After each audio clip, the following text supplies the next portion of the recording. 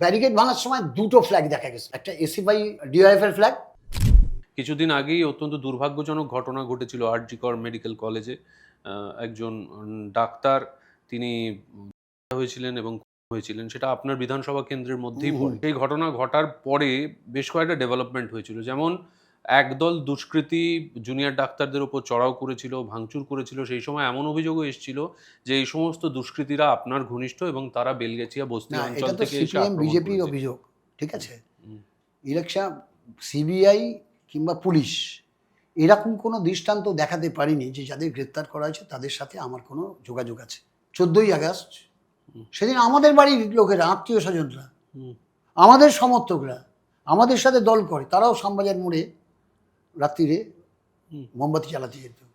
আমি নিজে আরজিকরের সামনে তৃণমূল কংগ্রেসের পতাকা বাদ দিয়ে আমি 13ই আগস্ট প্রায় 4-5 হাজার মানুষের মিছিল নিয়ে হাত জোর করে অনুরোধ করতে গেছিলাম যে সাধারণ মানুষের পরিষেবাটা চালু করুন, কারণ তারা ছুটে আসছে, আমাদের বিভিন্ন নার্সিংহোমে ভর্তি করতে হচ্ছে, তারা আরজিকরে চিকিৎসা পাচ্ছে না।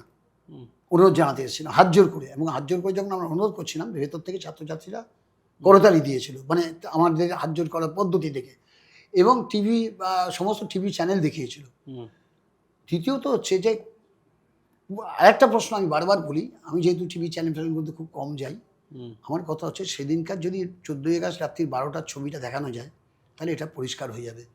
14ই আগস্ট রাত্রির 12টার সময়, কারণ যেদিনকে ইনসিডেন্ট হয়েছে তারপরের দিন থেকে ভেতরে ছাত্রছাত্রীরা একটা সিদ্ধান্ত নিয়েছিল যে কোনো রাজনৈতিক দলকে তারা ভেতরে প্রবেশ করতে দেবে না।